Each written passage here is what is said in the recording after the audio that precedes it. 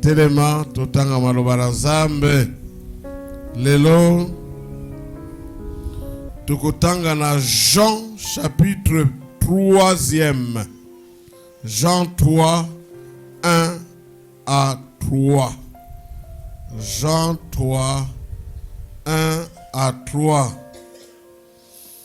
Mais il eut un homme d'entre les pharisiens nommé Nicodème, un chef des Juifs, qui vint auprès de Jésus de nuit et lui dit: Rabbi, nous savons que tu es un docteur venu de Dieu, car personne ne peut faire ces miracles que tu fais si Dieu n'est avec lui.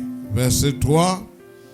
Jésus lui répondit: en vérité, je te le dis, si un homme n'est né de nouveau, il ne peut voir le royaume de Dieu. Amen. Vanda bien-aimé. Nzambe azwa lokumu bien-aimé na ndenge apesi biso lisusu mokolo oyo pona tokoba na message na biso. Tomonaki résultat oyo ebimaki na nzela ya bosangana na biso na Yesu. Robaki la résurrection, robaki molimo na biso evandisami esika moko na Yesu. Donc tobandaki troisième point, c'est que nous sommes devenus en Christ. Kuna tomonaki totangaki verset 10. Car nous sommes son ouvrage, Bible du Seigneur, ayant été créés en Jésus-Christ pour les bonnes œuvres que Dieu a préparées d'avance afin que nous les pratiquions. Alléluia. Mama likambo tulobaki action ya suka ya Nzambe oyo asala aparo musuto tanga kiwana, la richesse de sa miséricorde, son grand amour, la richesse de sa grâce. Maintenant Nzamba lobi, je veux vous recréer nakosala bino lisusu. Et tolobaki pona biso toko suka kaka te na première création. Il faut commenter na deuxième création. Et deuxième création, yango tolobi la nouvelle naissance. Ou bien la régénération. Régénération. Et totalisaki yango na 2 Corinthiens 5, 17. Si quelqu'un est en Christ, il est une nouvelle créature. Pratiquement, les choses anciennes sont passées. Voici toutes choses et commis yasika. Awa bien aimé na passage tout tangi. Alléluia. Jean 3, 1 à 3. Nanda kutanga pasanga passage nyonso. Awa basolo bela biso na tata moko. Kombo na ye Nicodème. Et tata oyo akenaki kokutana na Yesu na butu po atuna ye motuna. Et balobi papa oyo azalaki moko na kati na ba pharisiens. Et ba pharisiens, c'était le groupe le plus religieux na Tangwana. Bazalaki kosala makambo ebele ba pharisiens. Ils étaient comme l'élite ya ba Yuda yo pona makambo bango babandaki kosala. Et papa oyo akei na butu kokutana na Yesu. Pamba te ba pharisien bazalaki opposé na Yesu. Bango nde babundisa mingi Yesu. Po bango bazalaki na ba doctrine na bango. Metala likambo ya papa oyo. Lokola azalaki pharisien, je sais que tango nyos azalaki kokenda na ndako na Nzambe tango nyos. Parce bango ils étaient fidèles na oyo bazosala. Papa oyo lokola azalaki pharisien, je suis convaincu il priait beaucoup. Sambela mingi. Et papa oyo lokola azalaki pharisien, abandaki kosangisa te kopesa dimi na ye na offrande. Omoni na tango oyo bazalaki na ba offrande ebele. Offrande de culpabilité, soka sali masumu. Offrande du matin, offrande du soir, offrande d'action de grâce, ba offrande zaki ebele. Et papa oyo en tant que juif, il était en ordre pour nous ça ba offrande na ye oyo. Et papa oyo en tant que pharisien, il faisait de bonnes œuvres. De bonnes œuvres. Makambe malam. Et papa oyo Nicodème, Bible lobi, docteur de la loi, c'est-à-dire ayebaki makambo na Nzambe na mozindo nyonso. Étant lobi docteur, en fait ça signifie un enseignant de la parole de Dieu. Papa oyo abandaki kote ya maloba na Nzambe. Papa oyo malgré oyo nyonso na lobi, en principe esengeli to betela ye maboko, mais papa oyo azalaki na posa ya Yesu. Alléluia. Un élite asala makambo ebele koleka biso, mais papa oyo il avait besoin de Jésus. Motei ya solo ya maloba na Nzambe me akei kokuta na Yesu. Mokolo moko verset 2, aye kotala Yesu na butu, alobi na ye motei toyebi ete Nzambe atindi yo pona koteya bato. Ye pe azalaki motei me andimi na ye Yesu. Pamba te moto moko te akoki kosala makamu isi ndenge yo ozali kosala. Papa oyo amimoni ke Yesu azali kolo, ye azawapi na se. Po makamu isi ozosala yo kaka mutu mususu akosala yango te. Soki Nzambe azali na yete. Avec toi Yesu azongiseli ye nazali koloba na yo ya solo. Alléluia. Certainement tant bazo sola Jésus a remarqué quelque chose. Nabomo ya papa oyo abi nazali koloba na yo ya solo. Soki moto abota mimbala ya mibale te akoki komona bokonzi ya Nzambe te. Alléluia. Donc, tu comprendre awa que kobotama na mbala ya mibale, c'est un impératif. Donc, ezali kambo na biso bana Nzambe okoki kurate te. Faut lekela wana. Il faut ça l'expérience wana. Et te comprendre que certainement Yesu a remarqué que papa oyo nano abotama na mbala ya mibale te. C'est pourquoi yebisiye. Merci que oyoko tuna ngai. Soki mutu abotami te mbala ya mibale, mutu wana alobi akoki komona bokonzi ya Nzambe te. Alléluia. C'est donc obligatoire na mwana Nzambe po botama mbala mibale.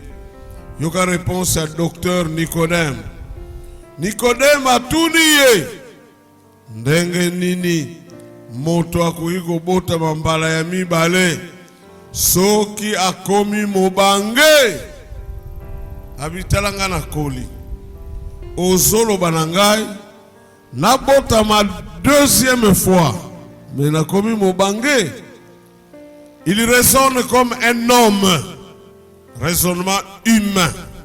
Abi mais nakobotama mbala mibale ndenge nini? Alléluia. Il y avait une théorie qui circulait.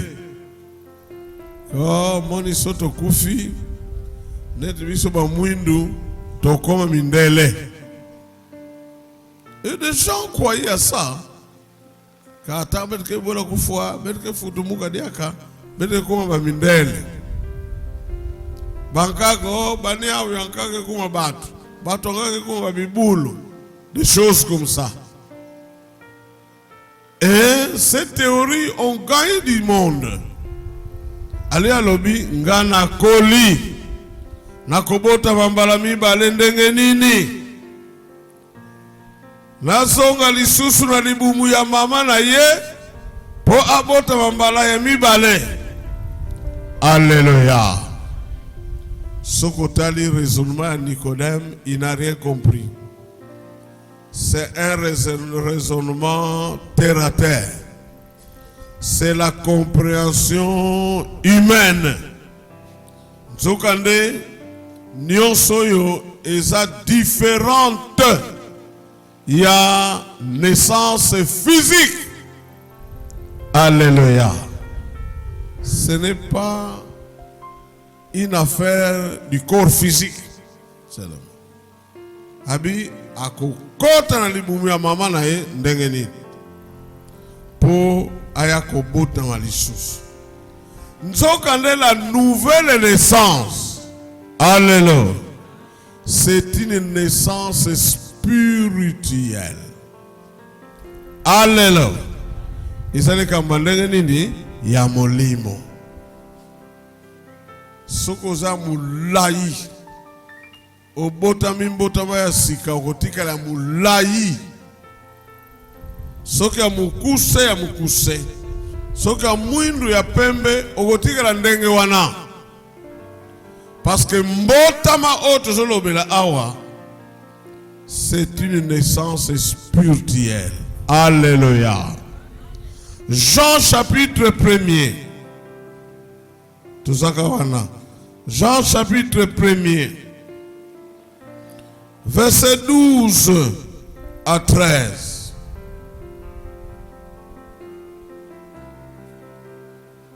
« 12 à 13. Natangi. Kasi bato mosusu bayambaki ye pe bandimelaki ye, apesi bango bokonzi ya kokoma bana ya Nzambe. Alléluia. Verset 13. Bakomaki bana ya Nzambe na ndenge ya bomoto te, ndenge batata babotaka bana, kasi bakomaki bana ya Nzambe po Nzambe moto abotaki bango. Alléluia. Né de Dieu. C'est pourquoi on nous appelle enfants de Dieu. Alléluia. Ponana bota biso Nzambe. Yango balobi na français, lesquels sont nés non du sang. Donc, la nouvelle naissance ne vient pas du sang. Du sang. Et outi nanzela ya makila te. Na lingala balobi na ndenge ya bomoto te. Hommes par des parents humains, par des personnes ceux qui banani wana. Non. Que le kolangana sa pasteur, obligatoirement, si je suis né de nouveau, mon épouse aussi est née de nouveau, et mes enfants aussi sont nés de nouveau. Non. C'est une affaire individuelle. Alléluia. Isa makilate. Yamakilate. En d'autres termes, yo okoki kobota mwana nzambe te. Alléluia. On n'est pas enfant de Dieu, n'est-ce pas? Est-ce que vous croyez à ça? Zabaka ya betke boutuka kabana nzambi ve. Mais betke boutuka avec le lien d'Adam et Ève. Namasum. Non ni sang deuxièmement, ni de la volonté de l'homme, ni de la volonté de la chair. La nouvelle naissance ne vient pas de la volonté de la chair. Nalobi boy, lelo na lingina botananga. Moana. Est-ce que c'est possible? Hein? C'est possible, hein? Ah, ben on va douter, on va douter. Mais si madame n'a pas de problème, Toyokani, m'a dit madame, ajoutons 6. Mais c'est ça, non? J'ai dit, on ajoute le 6e là. La 6e fille. Ah, Moïse a soutenu. C'est pour les jeunes gens. Les jeunes gens. C'est pour vous les jeunes gens. Taba jeune maman. Mais c'est possible. Ce qui moi sinon c'est un problème. Est-ce que c'est possible? Oui. Mais balobi yango te. Mbotama. Yandenge nini? Yasika. Et kuna balobi ni de la volonté de l'homme. Yango na yango tuzoloba. Mbotama yasika isandenge wana te. Volonté de l'homme. Netingana ebe papa we akoma kaka mwana nzambe. Yango na ebe seki bino lobby reproche to zwana nzambe. Para consiste donc aux Hollandais là et communauté mwana yo zanandako na bago tout ça chaque fois parfois là la mokato bonde là. Soka komi mwana nzambe bi ngai tata na yo. Ngai butagani. Nani boutaka beto? Est-ce que vous comprenez ce que je dis? Lesquels sont nés de qui? De Dieu. Bisa toko ça là-bas intima bien aimé. C'est comme je vois les jeunes dames là. Akeko lokuta mobali na ye soki na bedeka kuna soki wapi. Abi c'est nos vrais chéris hein. Abi baya yeke tubaka. Pourquoi kuela ba païeve? Amena ya une chance betal atali vraiment un bon chéri là. Bien une belle femme là, même ba frère basala comme. Atali type ngo moi bosu ezali famille ya bien. Atali pe moi si vraiment zamine. Kuza ko kumunaka yande tina rema. Donc ye alinga bongo la mutuana pour comme nani mobali na ye. Ezali kambo ya nzambe. Alléluia. Soka bongo li motema, c'est Dieu. Parce que tobota maka nanani na nzambe mutute même moi je suis incapable. Ya kokomisa mutu mwana nzambe non, un instrument mosikoyo soki mutu wana sa élité. Est-ce que vous comprenez ça? S'il n'a pas été élu avant la fondation du monde, Nasali Moussalani. Non, likambo wana eza likambo ya Nzambe. Biso toza ba instrument. Nzambe azosala po toteya bino maloba na Nzambe. Tokotala schéma, vous verrez que ce n'est pas l'homme, mais c'est Dieu. Alléluia. Ezali likambo na Nzambe. La nouvelle naissance vient de Dieu. Mais comment cela se passe-t-il en pratique? Et ça la nini. Donc si vous êtes dans la salle d'opération, il y a Nzambe qui va nous créer. D'abord un préalable. Dans le vie, la nouvelle naissance ezali likambo ya Nzambe yemoko. Ça j'insiste. Ya Nzambe yemoko. Ezali likambo ya mutu te, mais ezali likambo ya Nzambe na yemoko. Na lobi boye, c'est le résultat. Donc conséquence ya nini? L'application de la parole de Dieu dans un cœur par la puissance du Saint-Esprit. Alléluia. Dans le Bible. Et ça maloba na Nzambe. Et na motema ya moto. Et puis molimo santu abakisi musala na ye. Alléluia. C'est sur base de ça. Donc biloko Nzambe azosalela na salle d'opération na ye. Nzambe azosalela na salle d'opération na ye. C'est d'abord mon cœur. N'est-ce pas? Il n'a pas besoin de ce corps-là. Mais c'est d'abord ton cœur. Soko kei ba salle d'opération na ba minganga. Batandi o wana. Allez, basuba bisturi, chwa na nzoto. Dieu a besoin de notre cœur. Mon fils, donne-moi quoi? Ton cœur. Alors, la nouvelle naissance, c'est l'action de la parole de Dieu par la puissance du Saint-Esprit. Nakati ya motema ya moto. Il faut maloba na Nzambe zala.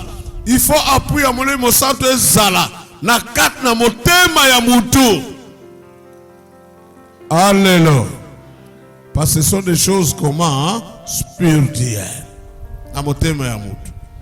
Donc Nzambe asana posa d'abord ya motema na yo. Pona nini? Parce que ton cœur là, c'est le siège de tout. Oyo mutu na mutu azali, oko comprendre yango bien. Nanzela ya motema na ye. Alléluia. Chacun de nous bien-aimés, est-ce que nous sommes là? Chacun de nous se cache dans son cœur. Mingi o totali sakana batu. Lokuta. C'est de l'hypocrisie. Mais chacun se cache dans son cœur. Et moutou bien aimé. Ami yebi. À partir de mon thème na ye. Maintenant là. Personne ne peut sonder le cœur de l'homme. N'est-ce pas? Tel na yebi ye malam. Nous voulons. Ce que tu vois, c'est ce qu'il veut te faire voir. Alléluia. Ozomona epana ye, onde alingi yo mona. Mais le reste komona ngote. L'homme se cache dans son cœur. Alors la carte de motema, c'est là où se trouve la personnalité. Oyoyo ozali. Ezakona na carte. Abi makamonios oyamabe zakuna nakat. Ce qui fait de toi ce que tu es, zakuna nakat. Alors Dieu a besoin de ce cœur-là. Alléluia. Alléluia. Bible lobby, le cœur est tortillé au-dessus de tout.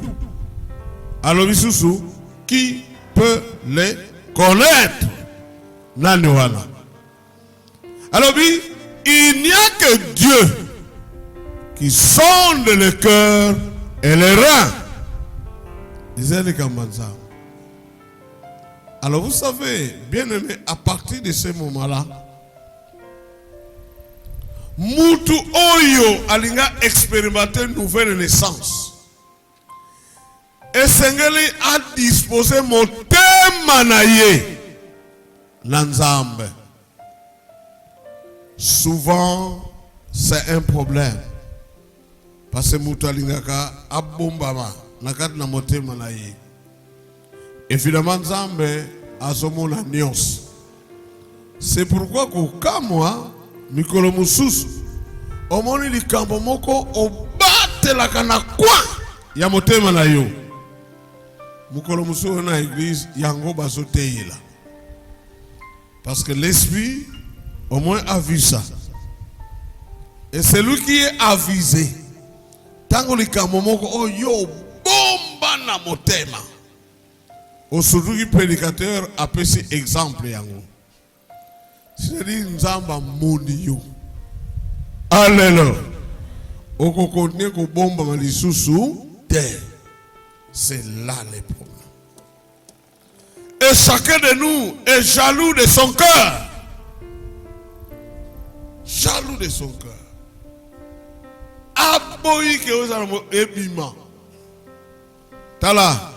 Batomi bale bakola la mbeto moko mizana likamizana motema ya mutalali na yo atabo sali na ye 50 ans 60 ans 70 ans okotikala koyeba yango te. Le cœur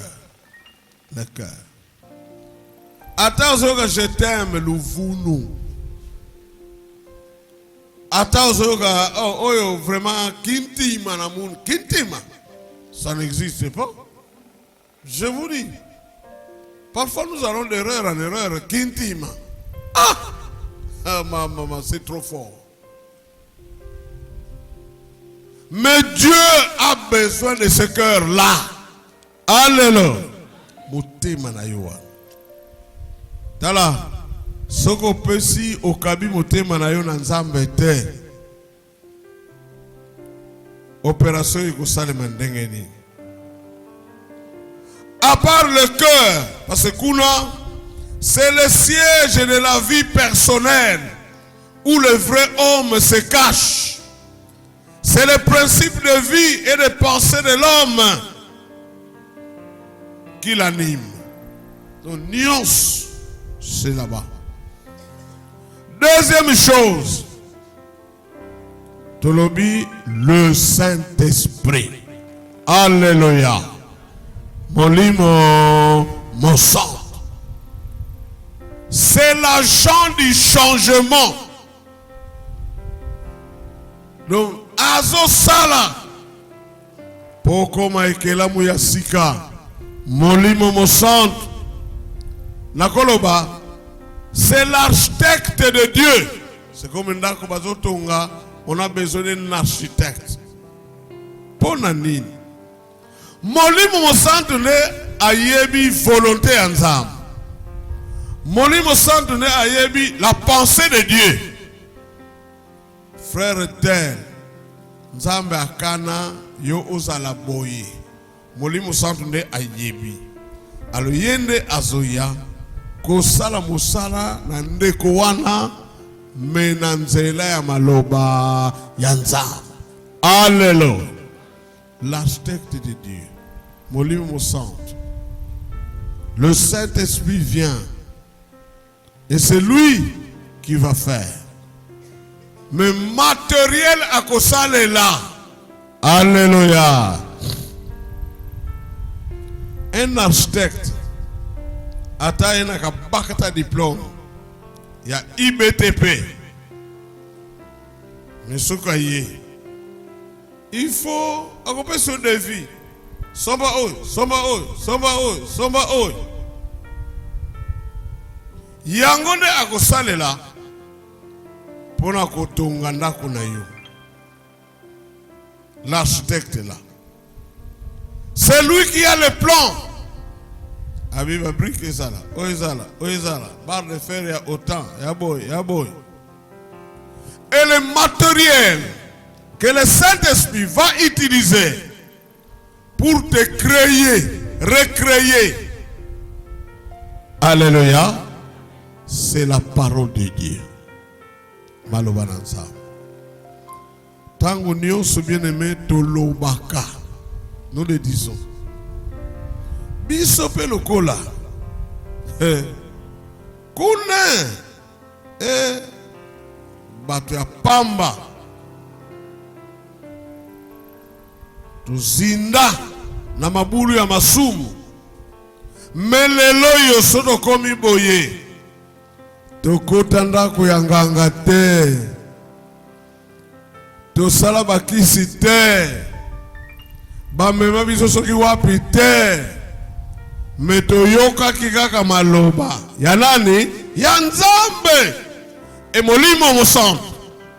Appliquer yango kati na biso. Elela. Tokoma bana. Ya nani? Ya Nzambe. Il n'y a pas de fétiche à faire. Il n'y a pas je ne sais quoi que vous pouvez croire. Mais il n'y a que la parole de Dieu. Malobananzam. C'est pourquoi, bien-aimé, tu dois toujours faire attention. Alléluia. S'il y a quelqu'un qui t'empêche d'écouter la parole de qui? De Dieu. Faire attention. Il n'y a pas autre chose. C'est la parole de Dieu. Alléluia. Alléluia. Vous savez la parole d'une manière générale. Et là, il n'y a pas parole au monde. Il y a des gens qu'on appelle à travers le monde des kamikazes. Nous batindi yo mission. Oyebi yo moko ke kozonga lisusu te. Omoni balatisi yo ba bombe par exemple. Na pantalon na seko na bakoti nzoto mobile bakoti. Alors ba pesi yo télécommande pour faire éclater ba bombe wana ozana ngona loboko boy. Ba biso kende na stade. Campagne d'évangélisation Isakuna. Yo kende kuna. Alors, ba fouti yo une affaire de 50 000 $, voire plus que ça. Pour que la famille na yo. On va na 8, ti ozoya boye oyebi na kozonga lisusu te. Et tu es content d'accomplir une telle mission. C'est-à-dire quoi? On t'a chargé des paroles. Paroles, on a ebongoli ma yele na yo. Et on dit, dans la joie. Parce que la religion, allez, au quotidien dans le paradis. Alors, comme il a ça, directement, au côté place, va te mêler, va s'allier. Au final, ta ba kilo nyonso ba explosif eza yo et panzani. Et panzina nuyo et puis et panzi batousus. Oyoka 50 morts. Autant de blessés. Mutu wana koma ndenge nini?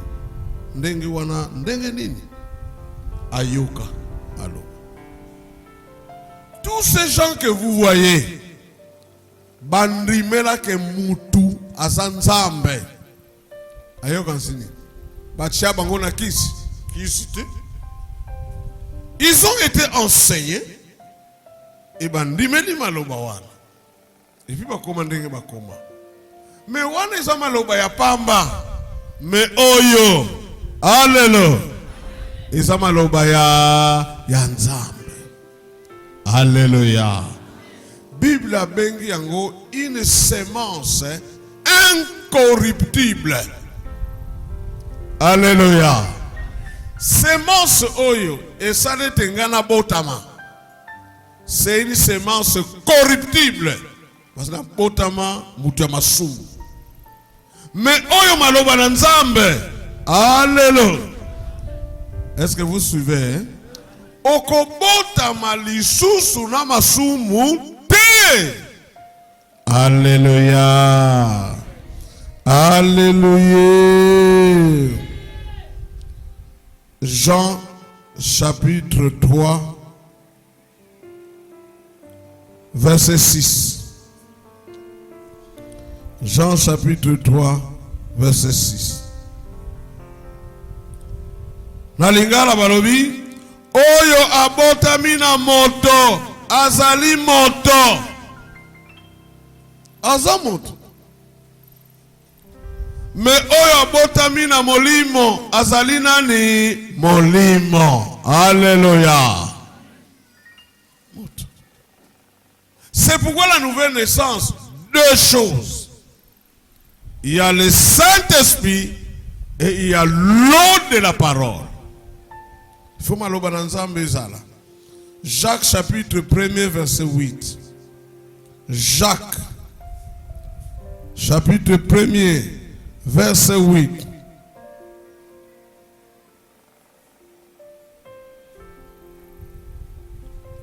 Jacques 1, 8.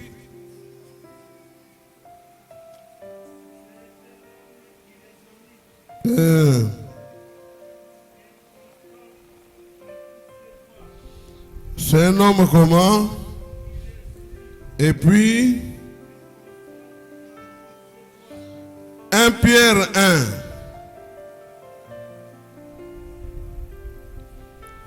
Verset 23.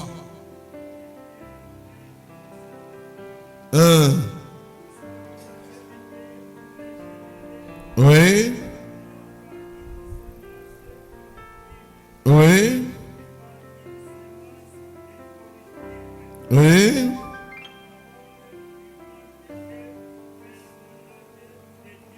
Alléluia. Nalingala balobi pamba te bokomi bato ya sika. Vous avez été régénérés. Bobotami na mbala ya sika. Nzokande oyo abota bino mbala ya mibale ezali te moto oyo asengeli kokufa. Moto oyo asengeli kokufa ye abota biso na mbala ya liboso. Kasi ezali nde maloba ya Nzambe oyo ezali na bomoi pe ekoumela seko. Alléluia. Maloba na Nzambe. Faites l'expérience, bien-aimés, dans votre vie. Soki ochie maloba na Nzambe na misala. Batu bako kamwa potango bako mona yo. Babi non. Il y a quelque chose qui a changé dans cet homme.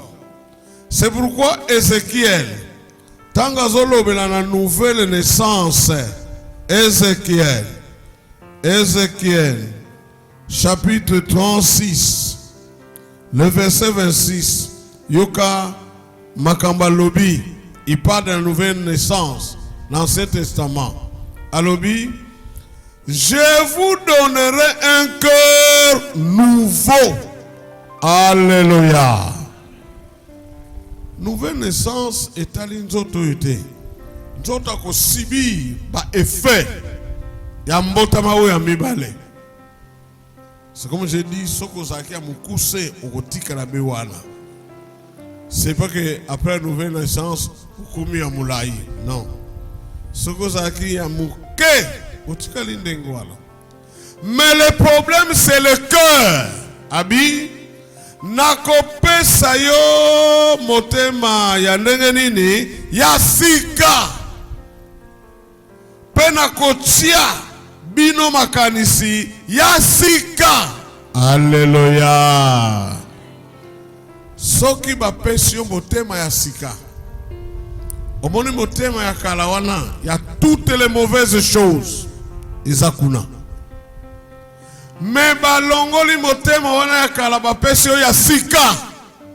Où il y a les nouvelles choses. 2 Corinthiens 5, 17. Les choses anciennes sont comment? Passées. Parce que comme na motema ya sika. Kanda eza suzukuna te. Moyibi eza sukuna te. Makambo nyonso mabe eza sukuna te. Un cœur nouveau. Et alobi awa, et je mettrai en vous un esprit nouveau. Alléluia. Tolobaki, car dans l'homme c'est quoi? L'esprit. Et bien, baby ça ba esprit na mangona kindoki. Tu dois avoir un esprit nouveau. Et bien, baby ça esprit na mangona ko invokaka milimo ya mabe. Non, on doit changer ça. Parce que dans l'homme c'est l'esprit. Motema ya sika, esprit pe ya sika. Ça fait c'est la nouvelle naissance. Et puis, alobi, j'ôterai de votre cœur le cœur de pierre. Alléluia. Le cœur de pierre, c'est quoi? Au monde ils sont aux Libanga, aux Umai, aux Sopi. Vous allez perdre de l'eau pour rien. Pour moi, il y a des colo et puis ils sont pas nango. Donc, batu bazana motema Libanga. Ils sont incrédules. Bakoti sakamalo bananzambe na mitema na bango te. Ce qu'on a lobaki na bino mwandoko asolananga abiba tiaye mabanga mitano na motema. Il ne pardonne pas. La parole de Dieu n'entrera pas. Il est incrédule. Menza malobi motema ya ndenge wana. Alléluia. Nzamba kosala nini? Akolongola yango. C'est ça en fait l'opération de Dieu. Akolongola motema ya libanga. Nzamba sali nini? Je vous donnerai un cœur de chair. Alléluia. Oya musuni. Oya flexible. Oya capable. Yako yamba. Yako ndima. Yako kotisa. Maloba na nzambe. Na motema. Et vous comprenez que nous avons beaucoup de catégories de bien-aimés dans l'église. Ebele ata oteiye. Ezo kwe na se. Ezo zoyete.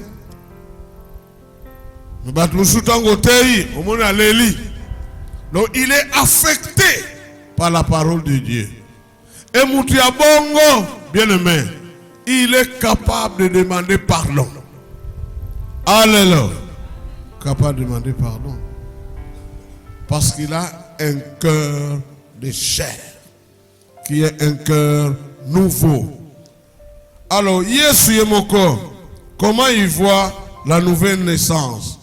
Jean chapitre 3, verset 8. Nalobaki botanga yango.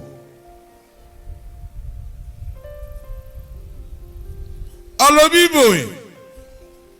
Natangi na français. Le vent souffle où il veut. Et tu entends le bruit. Mais tu ne sais d'où il vient. Ni où il va. Il en est ainsi de tout homme qui est né de l'esprit. Alléluia. Tout en qu'il a Jean chapitre 3 verset 6. Ce qui est né de la chair est comment? Chair. Ce qui est né de l'esprit est esprit. Babitala. Lingala balobi. Mo pepe. Molimo esalaka lokola mo pepe. Ekendaka epa yango elingi. En fait, mon pépé, nous pouvons sentir, je sens qu'il y a du vent ici. Maintenant, nous connaissons mon yango. Kazo monate. Ou bien, totika oui, pour y a un estima qui souffre. Mais ce que ça dit banda. Ozoye batebi, net quoi qu'un goubim na mon pépé, mais qui envoie ça? Nana sotina yango. C'est comme la nouvelle essence. C'est l'affaire de Dieu. Dieu, Nzamba zo sala. Mais moi tout le monde est exaté. Moi zo sala. Alléluia. Mon pépé, ozomona yangote ekekuna, ekeboy. Mais tu peux voir les effets. Il y a mon pépé, n'est-ce pas? Mbou les oya. Osuka mon pépé. Oh, nous allons sentir mon pépé. Nous allons yangote. Après osuka bateau le anda kosoke banane wana ekei. Ah, les effets. La nouvelle naissance. Ezanzamba zo sala mosala. Mais fin de fin, on verra les effets de la nouvelle naissance. Bongwana et Kotikatnayo. Maman, on a monné depuis un certain temps. Qui m'a moko? Aswana te. Vraiment, ça calme. Et puis, comme gentil. Oh, et tu y es. Ah, les effets du vent. Alléluia. Et là, c'est la nouvelle naissance. Yo kaka maloba na Nzambe. Pesa esika na maloba na Nzambe. Et yango ekobota kaka mbuma. Alléluia. Parce que la parole de Dieu ne passera jamais. Alléluia. Parole de Dieu. C'est pourquoi on se tonne. Que bandeke belé bayaka na oesika, mais malgré cela batika la bango kaka ndenge bango bazalaka. Et là comment que changer et pas na été. Donc tu n'as pas encore expérimenté la nouvelle naissance. Donc ici qu'on a ba étape. Quelles sont les étapes de la nouvelle naissance? Alléluia. Alléluia. Maintenant, Keba. Vous allez voir. Tant que vous avez étape, vous allez voir. Koyamba Yesu na mutema na yo. Oh, être sauvé. Oh, être né de nouveau, c'est comme si nous disons la même chose. Alléluia. La première étape, c'est l'écoute de la parole de Dieu. Alléluia. L'écoute de la parole de Dieu. Muntu akoki kobota mambala mibale te soko yoki maloba na Nzambe te. Omoni tango tozalaki na CAC. Bato na pe doctrine na bango c'est quand même intéressant. Bango babanda kosunga bato pour opesa le témoignage du salut.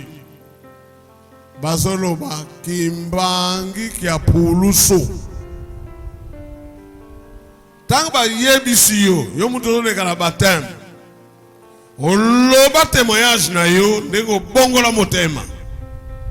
Soko lobite. Kona kenaki na chapelle. Ou bien na kenaki na église. Tata dia krefana longa. Ou bien passer fana longa. Antanki buku ya mambo Nzambi tel. Tangu muku waka ya. Mume fidula madiel. Soko lobi boite zéro. Babandiko conduire yo. Mais ils ont raison. Parce que tout part de l'écoute. Pas de l'écoute de Werason. Pas de l'écoute des paroles des ancêtres. Non. C'est l'écoute de la parole de Dieu. Il faut yoka maloba. Ndeko vandiwa. ozo yoka. T'as la négligé, mais yo zonga au sérieux. Tu verras que ma kambebele banoko sala. Moi sala ngoli susu ezate.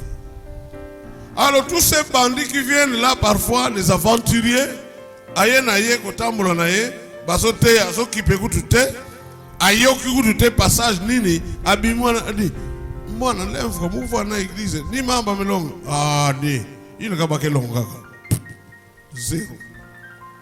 Ça c'est zéro. Il faut écouter la parole de Dieu. Romains chapitre 10. Romains chapitre 10, verset 14. Yoka. Kasi ndenge nini batu bakoki kobondela nkolo soki bandimeli te. Ah oui? Pe ndenge nini bakoki kondimela ye soki bayoki nanu sango na ye te. C'est ça le problème. Bakondimela Yesu yango ndenge nini? Il faut qu'il y ait des gens qui enseignent, qui prêchent la parole de Dieu. Et il faut qu'il y ait des gens oyo bazoyoka maloba na Nzambe. Balobi ndenge nini bakoki koyoka sango soki moto ya kosakola yango azali te. Donc il faut qu'il y ait des prédicateurs de la bonne nouvelle. C'est pourquoi soutenons l'action de l'évangélisation. Alléluia. Alléluia. C'est comme tant que tu na Congo, bien aimé. Et net bien que kuma fait. Encore sable. Je vous dis un voyage périlleux. Moké na Congo, Talabat. Au Mayombe, il y a des villages, hein, mais les villages à Congo, c'est comme des cités. Beaucoup d'âmes. Mais il faut mobiliser des jeeps 4x4 pour beaucoup makuna. Sinon, beaucoup maté. Et ce qui est de côté à terre, batu bakobongo la pemitema te. Parce que la brique de l'architecte, le Saint-Esprit, c'est la parole de Dieu. Alléluia. Alléluia. C'est pourquoi contribuez toujours à la prédication de la parole de Dieu. Soutenez les prédicateurs. Soutenez la mission d'évangélisation. Nzambe akopambola yo. Alléluia. Il faut écouter la parole. Il faut écouter la parole. Omoni, c'est pourquoi chez nous, la Rema, ce que logo, Nabiso, Ézéchiel 47, 1 à 12, c'est ça que nous sommes. Ézéchiel 47, 12. L'eau qui sort du sanctuaire. Alléluia. Mateya ezobimela na trône ya nani ya Nzambe. C'est cette parole là qui sauve. C'est cette parole là qui change. Puis c'est ça maloba ya ko fabriquer te pona zombongo. Oh yazana $100 aya na bonde la pona, ce n'est pas ça. Mais c'est l'eau qui sort du sanctuaire. Tanga passage on a soir au komona. Esi kanyoso elekama iwana esalama kambo. Alléluia. Écoute na même mai mususu, maya mungwa. C'était devenu de l'eau potable que batba komela. La parole de Dieu. Et puis tout ça na isikawana. Cette parole-là, elle est puissante. Alléluia. Si on a lobby cette parole-là, elle est puissante. Non, ce n'est pas vrai. Cette parole-là, c'est une puissance. bandeko bayebi français. Est-ce que c'est différent? Son alobi, cette parole-là est puissante. Et son alobi, cette parole-là, c'est une puissance. C'est différent. Alléluia. Romains, chapitre 1er, le verset 16. Nayoka kasoni te pona kosakola sango malamu yango ezali nguya ya nzambe. Balobi te ke yango eza na nguya ya nzambe. Mais le même linga la seule différence, non? Alors yango ezali nguya ya nzambe. Donc la parole c'est une puissance de Dieu. Alléluia. Mais oyebi, la parole de Dieu c'est une puissance de Dieu. Naba o mandimeli yango. Alléluia. Ngenge mekandimenge ya ove, ngemono ka bima pamba. Batu baba. Salarié. A combien de fois que vous avez kaya et ça là yonini parce que boye qui n'a eu condamné là. Mais ceux qui ont accepté cette parole, ils ont vécu la main de Dieu. Parce que vous savez bien aimé, s'il n'y a pas de fait, Yamaloba Nzambe, Oto Yokana Oisika, à quoi bon? À quoi bon? À quoi bon? Donc en fait déjà on va comprendre que Nzambe azana posa yo okoma mutu mususu lokola mupepe me batu bakomona ba effet o maloba na Nzambe sali bana na Jérusalem na ndako na bino batu bakotatola oh cet enfant le parents qui bazotala babi cet enfant a rencontré le Seigneur. Alléluia. Mais malheureusement, il y a des gens, ils sont chrétiens ici, mais à la maison, sont des diables. Non, c'est pas ça. Les effets du vent, il faut un monana. Alléluia. La puissance de la parole de Dieu. Et malobawana, par la grâce de Dieu, yango zoyoka. 2 Timothée, verset 3. Non, chapitre 3. 16 à 17.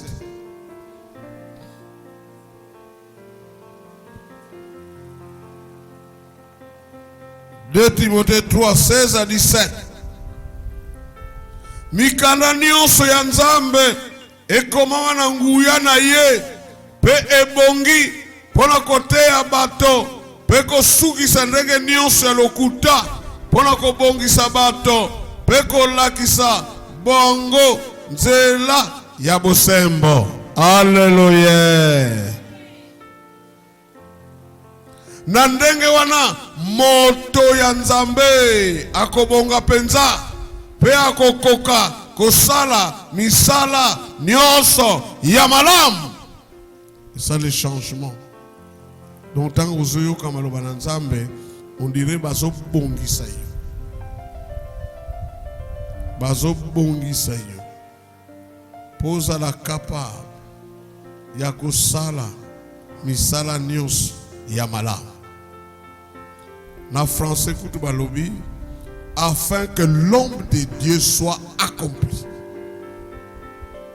Bongisi yo est propre à toute bonne œuvre. Donc, bien-aimé,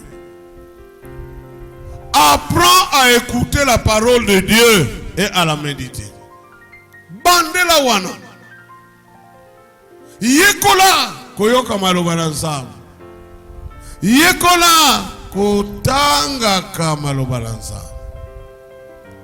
Maloba na Nzambe batanga ka yango lokola livre te. Lokola journal te. Mais bakenda ka malene. Olingo comprendre ba mo isawana. Ti ozotanga ozokomitala ozokomituna. Et cette parole-là fera quelque chose.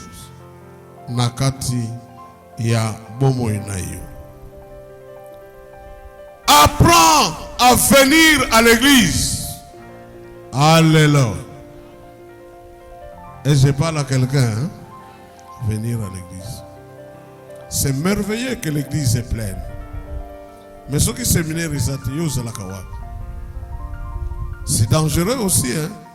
Ceux qui ont frère et séminaire, c'est bon. Mais par rapport à la parole de Dieu, maintenant l'église est pleine. Mais tous ceux qui sont séminaire, soyons seulement tout le monde curieux. Tout à la lundi, et vous en dégainez. Ça ne se conçoit pas. Je vous dis, ça ne se conçoit pas. Bamusuzoga yoki séminaire. Aye kotondi sabakaye pona kokoma. Mais courant la semaine, tout ce que nous prêchons là, même au courant de la semaine, il y a séminaire. Pour tout ça, je n'ai pas mon ancien agenda, sinon on a eu Sabino, Tobanaki quand, tout ça, combien de temps à témoin. Chaque jour de réunion, tout ça, séminaire. Apprends à venir à l'église. Alléluia. Alléluia. Si tu as cette volonté-là, même ma maman, prie pour monsieur. Nzamba pambola kayena tongo. Pourquoi Nzamba il faut pambola kayena na butu? Donc c'est un voleur comment?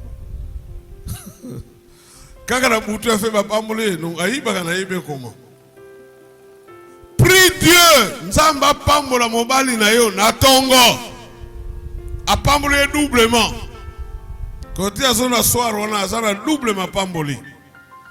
Il a déjà articulé au Yatongo. Déjà, Zolankang, très tôt matin. Bongisio, il y a une église. Parce que vous ne savez pas flatter les maris, c'est ça le problème. Toyebi, ça fait bien, non? Oh. Pas de tendresse. Oh. Moi, je dis à mon épouse, hein. J'ai dit à mon épouse, son gars dans la place, c'est le même nous que je blave. Je lui ai dit ça. Pour la soupe, il y a tendresse. Alléluia. Mais il y a bien un été coup d'Eva. Vous avez trop de problèmes. Oh, mon bakala, oh, yébité, yakato, venez. Demandez tous les conseils. Chez moi, c'est ma vous en aurez. Alléluia. C'est notre rôle, non? Mais vous avez la tendresse. Et quelqu'un m'a dit que je suis pèque, je me quitte. Mais je pèque, coulou couteau. Alléluia. Apprendre à venir où c'est? À l'église. Je vous dis bien aimé. Tala, bisoba mususu, hein? Sokotali ba responsabilité tozanango na misala si on tozanga kakoya même na église. Mais nous sommes là parce que nous prions, Seigneur. Tala nazobime na kena musala na kolonga tele après musala na na église après église ndako. Kaka ndengwana musala église. Nzambe ayebi. Pona yebi sake programme yango et akosungaka pour programme wana eko kisama. Alléluia. Prions pour ça. Et vous verrez que Dieu va nous aider. Mais venez à l'église. Écoutez. Première étape. Alléluia. Deuxième étape. Tango oyoki maloba na Nzambe. Parce que maloba yango ondimeli yango. Ezateke maloba yango obwakisi yango. Ezateke maloba yango okotsongo na cadre ya jeton. Eza maloba ya nani? Ya Nzambe. Lokolo ondimeli yango, deuxième étape. La conviction du péché. Alléluia. On dit bien aimé, Tosungana. Alléluia. Est-ce que vous me suivez? Hein? Tosungana. Si chaque membre de l'église, Titango Ozoya Awa, Yoka Libondeli, Nzambe, Nakena église, Lobelangai à travers mateya ya lelo. A supposer que Moutouana a zobonde la za muyibi, voleur. A supposer que Moutouana a zobonde la za na bolembu na libondeli. A supposer que Moutou a zobonde la aza na ekobo. A supposer que Mounou Moussa ndenge na ye. Mais je vous dis, soko bondeli ndenge wana, molimo mosan, alléluia. Oya ye bibino. Il va répondre à toutes vos prières. Et c'est ça le message qu'il va donner aux prédicateurs. Alléluia. Est-ce que vous avez compris? N'acceptez pas qu'on y ait une église et puis aux yeux de mon côté. Non, il faut quelque chose. Parce que notre problème, n'est-ce pas? Ezakakanini, les sous. Rien que ça. Notre plus grand combat, c'est le péché. Laissez d'abord le diable à côté, mais c'est le péché. Le soumou. Alors la parole de Dieu, alléluia, une puissance pour le salut de quiconque croit. Et bien, c'est une lumière sur mon chemin. C'est-à-dire, ekotali sangai, nyonso oyo, e bombama, katikati na nanga. Ekotali sangai. Écoutez ça. Bien-aimé, si vous n'êtes pas convaincu que yo mwasi obala, obimi libanda, que ça li soum, okotika la kotika yango, tu vas continuer. Si vous n'êtes pas convaincu que koboma mutu, ezali soum, ngeba nokufa ngeba to. Likambo nyonso bien-aimé, soko moni mosoto ya likambo wana te, okotika pe yango te. Voyez les jeunes gens qui se promènent là. 3/4 des jeunes gens nazomona basuki zakaka soki pendengeni. Tant que baso comprendre que ça fait perdre une partie de la beauté, bako continuer kaka. D'ailleurs ils sont très contents. Tant malati. Nzoka ne maloba na Nzambe azana nguya parce que c'est la vérité. Pona ko sunga biso toza la convaincu na masumo maloba na Nzambe, c'est la vérité. Maloba na Nzambe, c'est la lumière. Metango eye ekopesa yo conviction du péché. Tout en verset à Souka, tout ça, on va continuer demain. Luc chapitre 15. 17 à 18. 7 à 18. Moi, la oyo bien-aimé. D'abord, notez dans nos Jean chapitre 16, verset 8. Tolobaki, malobana Nzambe, soki babalani na molimo mo centre. Makambo Izali. Le rôle du Saint-Esprit, c'est de nous convaincre du péché. Alléluia. Awa, c'est le fils perdu. Azuimbongo. Akena mboka ya mosika. Abebisi nyonso. Na makambo ya pamba pamba. Et finalement, il était dans les besoins. Yoka 17. Bongo abandiko kanisa pe amilobi. Awa asali examen de conscience. Atali situation na ye. Abinon, il faut na sala parlement yanga moko. Avant dit, yoka makansi na ye. Abandiko kanisa pe amilobi basali nyonso ya tata nanga bazali kolia ndenge balingi kasi ngai awa nazali kokufa na nzala. Alléluia. Il raisonne. Maman, ils ont bétoué. Ils ont bétoué. Nakosonga, et pas ya tata nanga, pena koloba na ye, tata. Nasala ki mabe, na miso ya nzam, pena miso ya bad. Alléluia. Quand il allait, il était dans la joie. Mais après tous ces événements-là, a sali examen de conscience. Abi, il y a quelque chose qui ne va pas à moi. Ah, j'ai péché. Nazoki n'est pas papa. Nayebi ça y est, j'ai péché devant toi. Le devoir de ce soir, c'est que chacun de nous fasse un examen de conscience. Alléluia. Tala maloba na Nzambe oyo bazote ya yo. La parole de Dieu qu'on te prêche. Lokuta news. Abongo mitala yo moko. Est-ce qu'en toi il n'y a pas de péché? Est-ce qu'il n'y a pas une conviction? Tu n'es pas convaincu. Il y a les soumou mokoboye isakat na yo. Bien aimé, parfois c'est nécessaire. Na vie oyo. Otamboli vanda. Sala parlement yomoko vanda. Obi devant Dieu.